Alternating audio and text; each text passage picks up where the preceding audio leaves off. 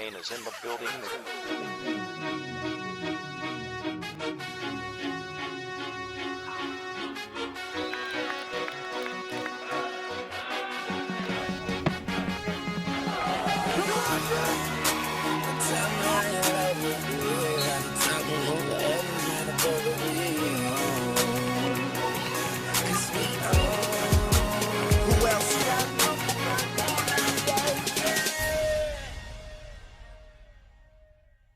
Well, good afternoon, and thanks for watching Eagle Nation. I'm Travis Udell. And I'm Colin Talbert. Colin, girls soccer, they're on the verge of making a little bit of history. With the win last Saturday against Stout, the winning streak has reached 7, matching a school record set in 1994 and 1998. With just 4 seniors on the squad, this young group is buying into second-year head coach Jason Murphy, and the success is showing on the field. Eagle Nation's Meredith Ketzler joins us from the soccer field. Meredith, what's going on right now with this UWL soccer team? Well, Colin, Coach Murphy said that they feel like the sky is the limit for this team. He feels that they can play with anybody on any given day. Considering that they are a very young team, their leadership has been fantastic. This factor has been huge to their 4-0 start in the WIAC, the first time since 1999. I mean, obviously we're winning more games this year than we have in years past. I think just our level of competition and practice has gone up a lot with all the new kids that we brought in. It brings a new competitive edge. All the upperclassmen have to fight for their spots. All the underclassmen are trying to prove themselves. And prove themselves they have. This young group has been gaining confidence and bought into their head coach. Coach Murphy, it's his second year, but I think he's doing really great things with the team, and I really love all the players, and I think we work really well together. We work our hardest in every practice, and the coach really helps us with what we need to do to win games, and we just kind of take that and put it on the field. With 19 of the 25 players being underclassmen, this group needed someone to step up. Our leaders this year have really bought into what we did last year and really carried it over to this year. We're not doing anything different on a day-to-day basis, but we have different people and different pieces that have really been able to perform when we've asked them to perform. They're a great group to be around. They train really hard, they work really hard, and they compete really hard. So it's been a lot of fun this year.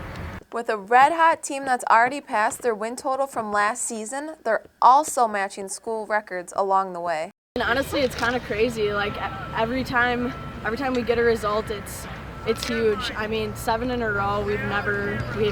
I haven't experienced that in my 4 years, obviously, since it's the first time it's happened for a long time. Like, the level of play has been there the whole time, so, I mean, it's just nice to finally finish some and be actually talked about by other coaches. Now, the team is really excited about how the season has shaped up so far, but they know what they have left on their schedule, including nationally ranked Whitewater tomorrow on the road, which is a tough task for anyone. We're not going to do anything different. It's clearly our biggest game to this point in the year. I would say that about any game. It's not a end-all be-all game for us. We need to just go there and play our style and play our soccer. And if we do that, we'll be very competitive and we'll be in the game towards the end, and we'll give ourselves a chance to win. Well, thanks, Meredith. Like she said, the showdown with the number 14 ranked Warhawks is tomorrow night at 5 in Whitewater. You can catch that action live on UWL Athletics website. Well, let's go next level with the 7-game Eagles winning streak. They've outscored opponents 12-4 along the way, and when the game gets close, they get better. 6 of the contests decided by 1 goal, including a double overtime thriller over Bethel. Kennedy brought lights out in the box, 19 saves on 23 shots for her in the last 7. Margaret Harings putting the ball in the back of the net, providing that offensive spark. 4 goals on 14 shots during the streak. The scary thing, Brault and Harings are both freshmen.